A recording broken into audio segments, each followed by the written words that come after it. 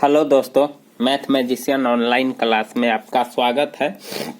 मैं श्याम कुमार। दोस्तों, आज आपको प्रश्नावली 14.3 का 7वां क्वेश्चन बता रहा हूं और इस क्वेश्चन में आप स्क्रीन पर देख रहे हैं, इसमें माध्यक भार निकालना है।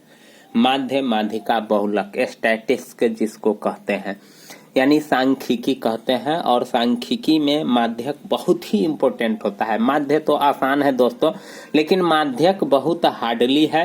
इसीलिए मैं सोचता हूं दोस्तों, मैं जो गलती किया हूं कहीं वही गलती आप भी न कर दे। इसीलिए आज मैं आपको माध्यक इतना मजेदार तरीकों से बताऊंगा कि आज आपके दिमाग में सेट हो ही जाएगा। इसीलिए दोस्तों, वीडियो को अंत तक जरूर देखिएगा। सबसे पहले क्या करना है, सवाल जो आप देख रहे हैं नीचे दिया हुआ बंटन एक कक्षा के 30 विद्यार्थियों के भार दर्शा रहा है। विद्यार्थियों का माध्यक भार ज्ञात कीजिए। ये जो आप कॉलम देख रहे हैं, ये कॉलम सवाल का ही है और इसी प्रकार से सवाल आपके पास भी परीक्षा में आएगा, जो 5 नंबर में क्वेश्चन पूछा जाएगा और एकदम महत्वपूर्ण क्वेश्चन है। यही क्वेश्चन आएगा दोस्तों, यह मैं गारंटी के साथ कहता हूं। तो माध्यक निकालने के लिए सबसे पहले आपको इस प्रकार का जो कॉलम देख रहे हैं, इस प्रकार का जो सारणी आप देख रहे हैं, यही सारणी बनाना होगा। और एक में वर्ग अंतराल, दूसरा जो कॉलम होगा बारंबारता और तीसरा जो कॉलम होगा वह संचयी बारंबारता होगा। और ये जो आप देख रहे हैं वर्ग अंतराल, इसको वर्ग अंतराल में लिखना होगा। और ये जो आप देख रहे हैं इसको पहले देख लीजिएगा दोस्तों, क्योंकि मैं जब मैट्रिक का एग्जाम दिया था तो ये 5 नंबर में क्वेश्चन था, तो इसमें संचयी बारंबारता निकालना रहता है। तो दोस्तों, संचयी बारंबारता यानी ये जो बारंबारता दिया हुआ है कि संचयी बारंबारता दिया हुआ है, इसको पहले आज समझ लीजिएगा, नहीं तो कहीं धोखा आपके साथ भी न हो जाए। तो कैसे पहचानिएगा कि ये जो दिया हुआ है ये बारंबारता दिया हुआ है कि संचयी बारंबारता दिया हुआ है? तो आज आपको एक ऐसा जादू बताऊंगा, तुरंत आप जान जाइएगा दोस्तों। और जादू क्या है, तो ये जो संख्या सब लिखा हुआ है, इस संख्या को देख लीजिएगा बढ़ते क्रम में है कि नहीं है। अगर बढ़ते क्रम में होगा तो समझ जाइए कि वह क्या दिया हुआ है, संचयी बारंबारता दिया हुआ है। अगर बढ़ते क्रम में नहीं है तो समझ जाइए दोस्तों, यह बारंबारता ही है। तो देखिए, यहाँ देख रहे हैं 2 के बाद 3, 3 के बाद 8, 8 के बाद 6 कम गया, फिर 6 है, फिर 3 है, फिर 2 है। तो यह बढ़ते घटते क्रम में है, इसीलिए दोस्तों यह बारंबारता ही दिया हुआ है। अगर बढ़ते क्रम में रहता तो समझ जाइए वह संचयी बारंबारता है। और यही गलती मैंने कर दिया था, एग्जाम में हमको संचयी बारंबारता दिया था और मैं संचयी बारंबारता को फिर से संचयी बारंबारता निकाल दिया हर बारी में, और सवाल मेरा हो गया गलत। तो दोस्तों, आप भी ऐसा गलती न कर दीजिए। तो ये देख लीजिए कि ये बढ़ते और घटते क्रम में लिखा हुआ है, तो समझ जाइए कि यह बारंबारता है। तो बारंबारता वाला कॉलम में लिखते हैं 2, 3, 8, 6, 6, 3, 2। और जब इस सब को आप जोड़िएगा तो 30 गो विद्यार्थी आपको पुर जाएगा, क्योंकि सवाल में कह दिए हुआ है 30 गो स्टूडेंट है। जोड़ लीजिए, 3 2 5, 8 5 13, 6 19, 6 25, 3 28, 2 30। अब आपको संचयी बारंबारता निकालना है, क्योंकि जब आप माध्यक का फॉर्मूला लगाइएगा तो इसमें आपको संचयी बारंबारता की जरूरत पड़ेगी। तो संचयी बारंबारता कैसे निकालते हैं, ध्यान से समझिएगा दोस्तों। जो बारंबारता है वह बारंबारता संचयी बारंबारता में पहले हो जाएगा। मतलब यहाँ जो पहले बारंबारता रहता है वही संचयी बारंबारता होता है। अब क्या करेंगे कि तिरछा जोड़ते चलेंगे और लिखते चले जाएंगे, यानी इसको जोड़ेंगे और जोड़ने के बाद जो आएगा इस कॉलम में लिख देंगे। फिर इसको और इसको जोड़ेंगे और फिर जोड़ने के बाद जो आएगा इस कॉलम में लिख देंगे।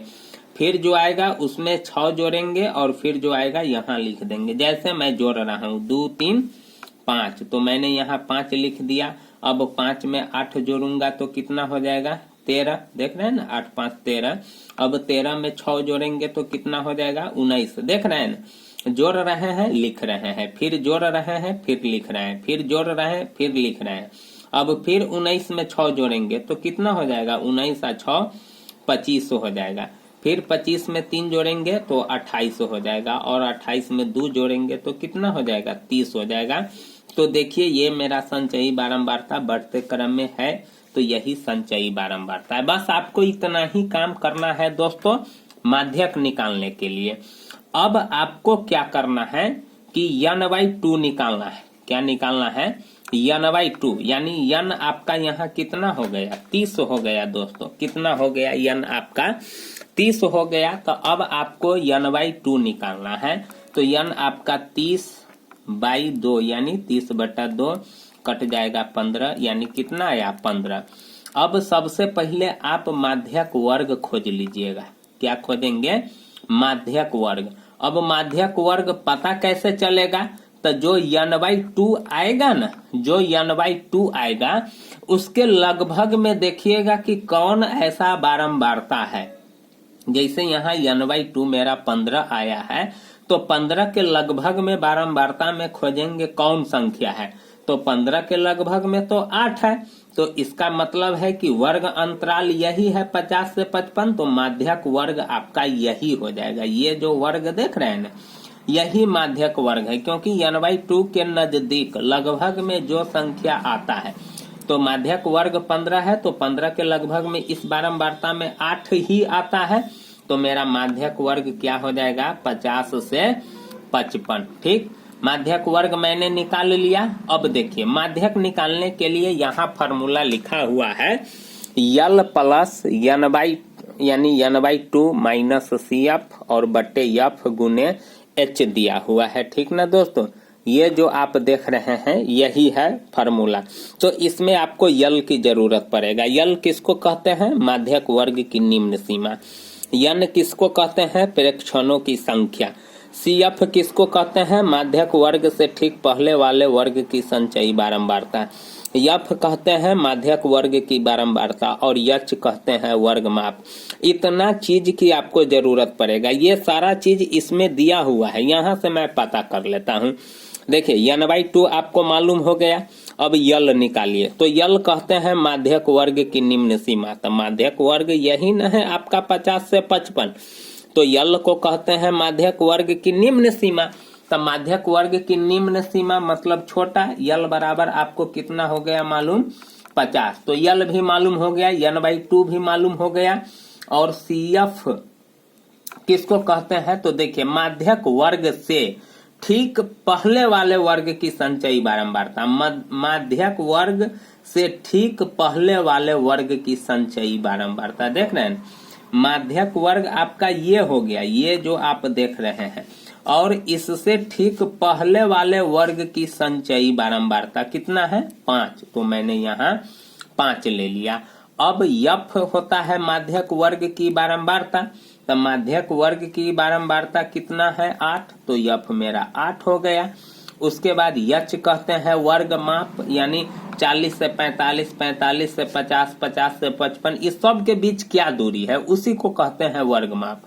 तो H मेरा क्या हो गया? 5। देखिए 40 5 45, 45 5 50, यानी सब के बीच का अंतराल 5 है। तो जो इस फार्मूला में चाहिए वो सारा डाटा हमको मालूम हो गया। अब बस यही फार्मूला पर मान रखेंगे और फटाक से उसको क्या कर देंगे?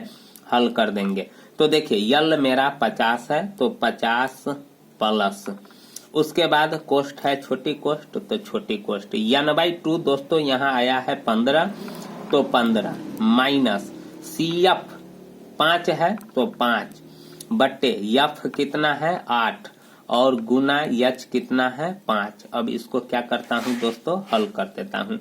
तो हल करने के लिए आपको बेसिक नॉलेज रहना चाहिए, यानी बोर्डमास का नियम आपको याद रहना चाहिए। सबसे पहले कोष्ठ का काम करते हैं। 15 में से 5 जाएगा तो कितना हो जाएगा? 10 बट्टे 8।